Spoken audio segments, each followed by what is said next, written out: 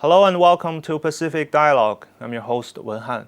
In recent years, a growing narrative in the United States paints China as its primary adversary, a global rival that must be contained. But is China truly challenging U.S. dominance on the world stage? Joining us is Corinna Mullin, an adjunct professor at political science at John Jay College, City University of New York. On her first visit to China, she traveled through several cities, visited universities and historical sites, and gained a first-hand look at the country. What are her impressions of China as a political science professor, and how does she view the narrative between the two powers? Hi, Professor Mullin. Welcome to the show, to Pacific Dialogue. And we know that you have been in China for some weeks. Can you share with us some of your experiences and in China? What do you think of the country? Yeah, it's been a wonderful experience so far. I've been here for close to 2 weeks. I was very lucky to be able to visit Northwestern University and Fudan University.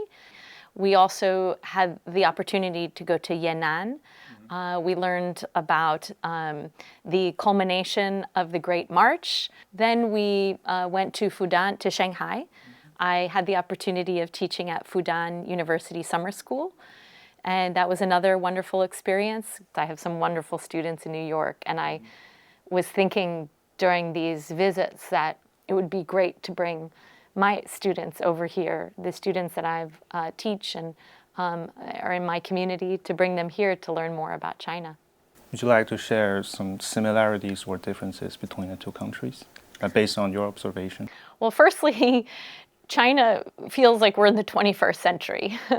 You know, you come here, things work. The infrastructure is pretty incredible. I stayed in a smart hotel when I was in Shanghai, where we had robots bringing things to the rooms, and everything was very advanced, and the technology is very modern. It's very clean. The trains, we've taken subways, buses, cars, everything functions so well, very safe. When you go to New York, you'll see, though, that it's a very different context. You arrive in New York at LaGuardia or JFK Airport, already you see this is declining infrastructure. The highways are a mess. The subways, there's a real divestment in infrastructure in the U.S. Some scholars refer to it as organized state abandonment.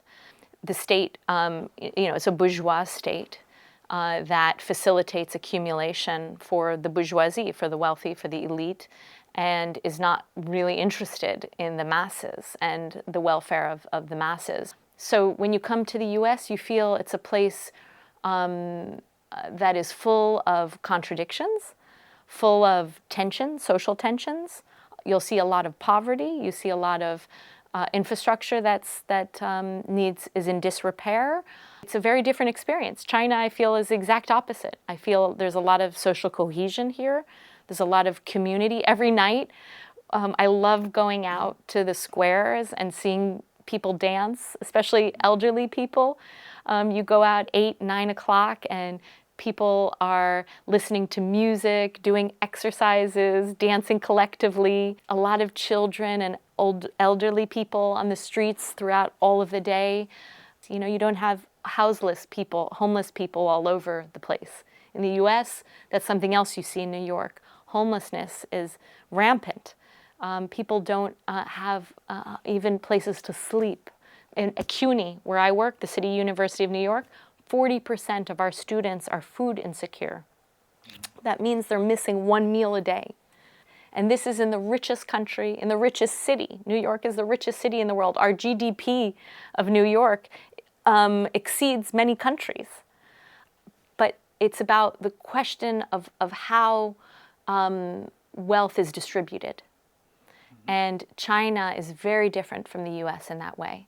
Wealth is distributed in a way here that protects the population, looks after the interests of the masses. And this is why I look up to China, and I think that I have a lot to learn from China, as does much of the rest of the world, in terms of history, the development model, and the form of governance, the economic and political system as well. This is another reason I'm inspired by being here. 800 million people who were brought out of poverty, lifted out of poverty. I mean, that is amazing to me, an incredible example. In the U.S., we're going in the opposite direction. More poverty, more inequality, more repression. So for us in the U.S., it's our responsibility to follow and to follow the lead of the global majority that are pushing for these transformations. And the rise of multipolarity is really crucial and central to that. These are all amazing developments. They're good for the world, for the globe, to create more equality and harmony. Do you think China's rise is a challenge to the U.S. dominance in global economic governance? So I think this is a huge issue for the U.S.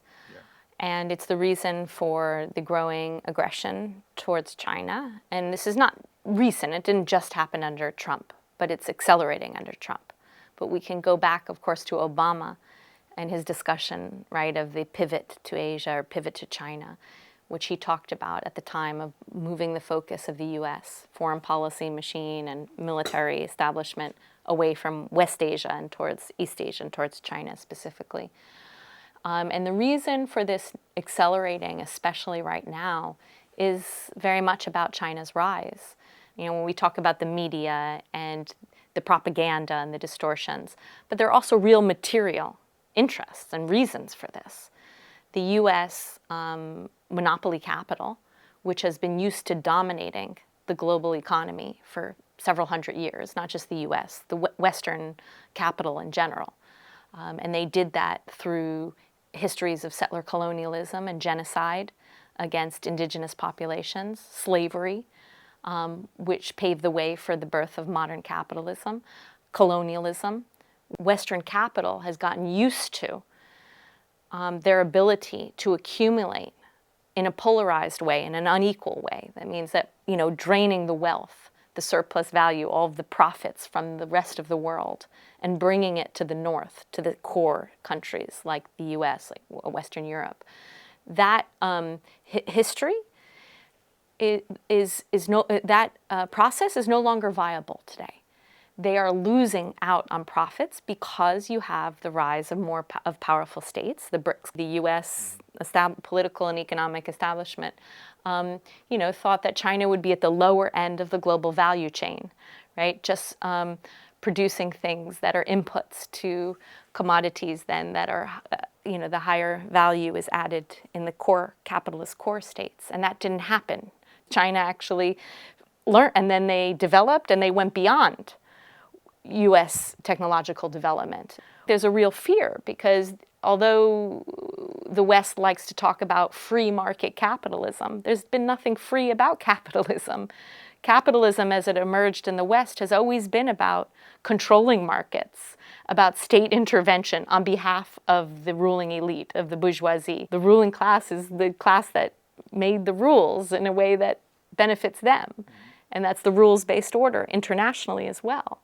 They've dominated and controlled markets and economies and the financial system through brute violence, right? From colonialism to slavery to imperialist interventions. And now, and now most recently, sanctions. They've used sanctions as part of that, as one of the tools of hybrid warfare to try to undermine the development of global majority or global South states. The U.S. is still the dominant power, but it's losing its power. Now states can say, well, okay, you want to sanction us? Well, we'll trade with another country. We'll trade in our own currency if we can't use the SWIFT banking system. So states are finding ways around it, and they're having more autonomous, self-centered development, which is a great thing for Western imperialists, for the bourgeoisie, for monopoly capital in the West. They're fearful. And what China and the United States can do together to have a lasting peace? There can be no real relationship between China and the U.S. without respect. U.S. foreign policy has always been established on domination and control and racism as well. The U.S. really needs a foreign policy reorientation, which really requires an end to U.S. imperialism and respecting states like China, their history, and I know there are many people in the U.S. who want to learn. If they were able to come to China or learn more about what I've experienced here, they might even see it as a model. I know many people who do see it as a model for the U.S., again, in a context of declining infrastructure and organized state abandonment, to see a state that provides for its population. That for the U.S., it's most people's interaction with the state, and especially racialized black and brown working class people, is only one of oppression. So I think many people would look to China as a model for what a state that cares for its population might look like, especially now in the time of climate devastation, the focus on green energy, for example. There's so much to learn that how the elderly are treated, the investment in education and healthcare and infrastructure.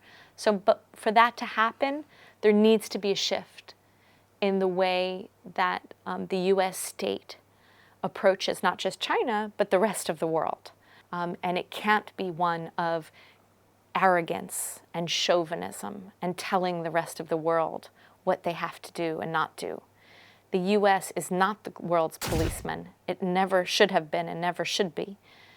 And the correct position is to be a state among other states. The U.S. needs to respect international institutions, support their reform and the transformation so that they reflect the reality of the world system, which is that the global majority is the majority, not the West, not the global North.